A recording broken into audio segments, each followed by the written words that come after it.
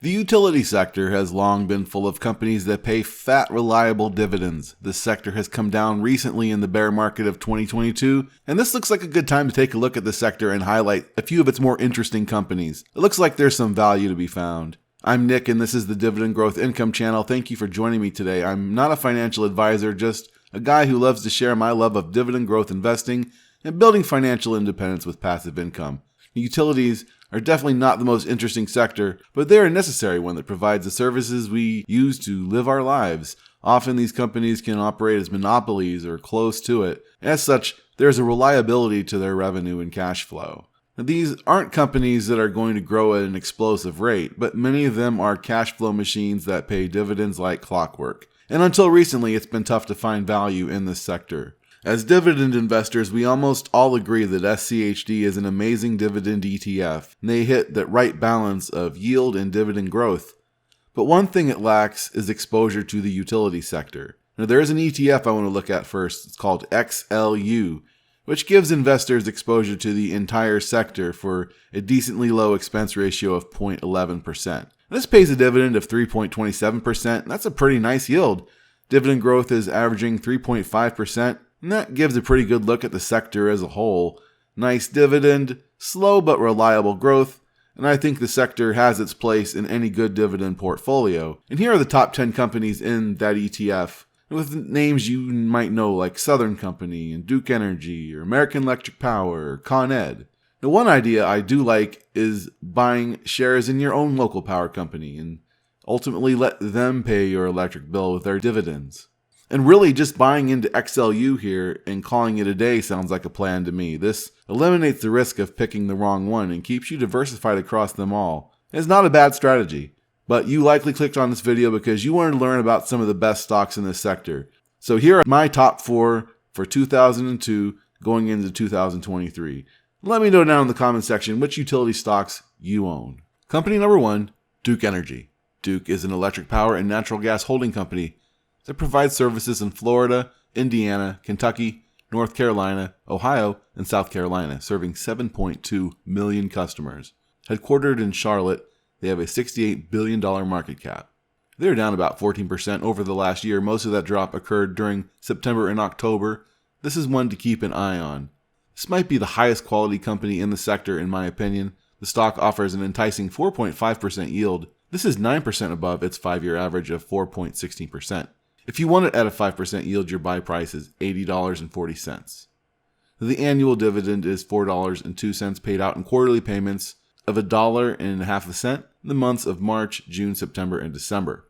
Duke has a payout ratio of 73% of forward earnings, which is fine for an electric utility. These companies pay out a huge portion of their earnings in dividends. Simply Safe Dividends provides a safety score of 80. Safe. Dividend growth is at an average of 3% per year, about in line with the sector, with 14 years of consecutive dividend increases. As for its valuation, Duke is trading at a PE of 16.1, which is lower than its 5-year average of 18.1, and it's also pretty darn close to the sector as a whole, which is 16.8.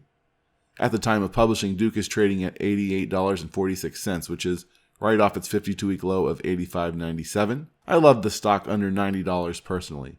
Duke has one of the better growth profiles in the utility sector, being in the growing areas such as Florida and the Carolinas. Company number 2, UGI Corporation. UGI was founded back in 1882 and became America's first public utility holding company. This is a mid-cap company with a market cap of $6.81 billion.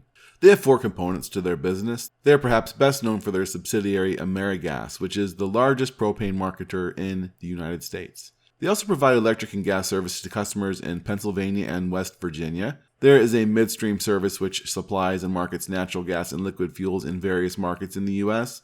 And finally, they have an international division which provides liquefied petroleum gas in 17 European countries. It's been a rough year for UGI shareholders. We are down 26% over the last year. That drop has resulted in an exceptionally high dividend yield of 4.43%. This is 46% higher than its 5-year average of 3%. We've not been able to get UGI at this kind of yield in about 10 years. UGI pays $1.44 annually to shareholders, made in quarterly payments of 36 cents in the months of January, April, July, and October. UGI has a payout ratio of 46% of their forward earnings. Looks solid.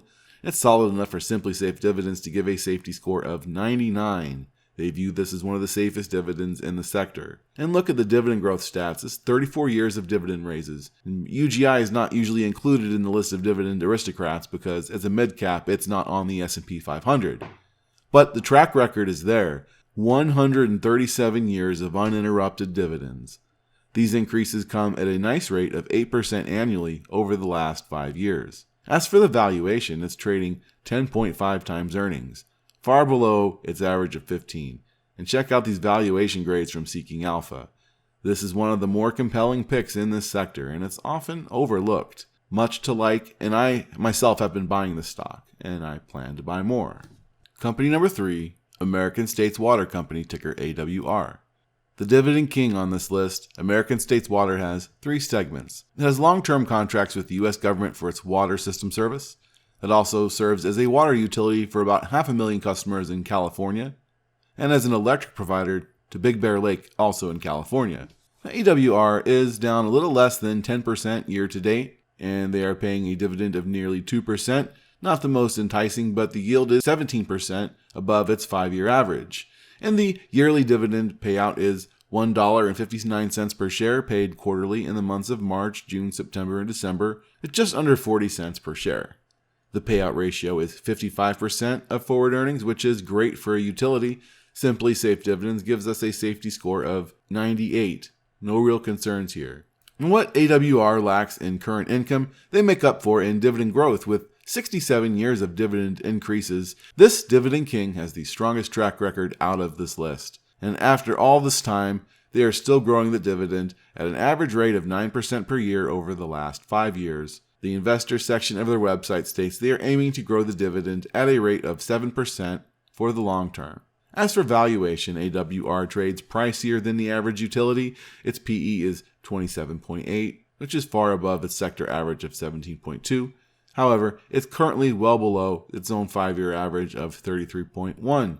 This is about as cheap as the stock has been in terms of valuation in the last 5 years. One more note on AWR, they appear to be one of the few utilities I can find that isn't issuing outstanding shares at a large rate. They have less shares today than they did 10 years ago, and that's not typical for utility. So this looks like as good a time as any to get an AWR as we've seen recently, and it definitely deserves a spot on your watch list if you wanted to add a dividend king to your portfolio. Company number 4, NextEra Energy, ticker NEE.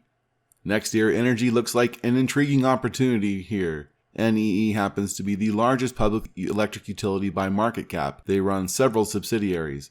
Florida Power and Light is Florida's largest power utility, and they have NextEra Energy Resources, which is the world's largest operator of wind and solar projects, and many other subsidiaries. Over the last year, NextEra is down about 14.5%, much of that during September and October of 2022. NextEra can be obtained at a 2.37% yield at the time of publishing. This is 8% higher than its 5-year average. The dividend is $1.70 annually, made in quarterly payments of 42.5 cents the months of March, June, September, and December.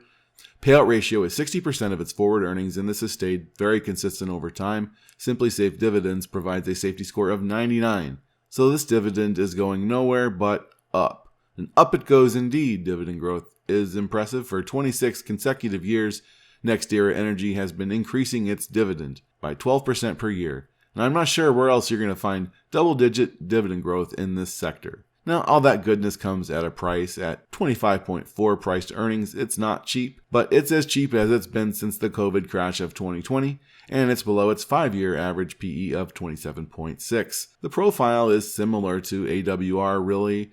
It trades on the pricey side. It's a yield that beats the market, but not in a huge way, but solid dividend growth to make up for that lack of income, and outperforms the broader market, most importantly. I like it. In fact, I've been buying it in our channel's public dividend growth income portfolio, and I just added $20 into it last Wednesday. It's a great company to own. Now, subscribe to stay in the loop for updates on that portfolio and more interesting dividend investing content. Please check me out on Twitter at DivGrowthIncome and let's connect. And for full disclosure, I am long UGI and NEE, and I'm also highly considering starting a position in Duke at some point before the end of 2022. But thank you for watching, everyone. I really appreciate all the support for our little channel here. And until next time, keep investing.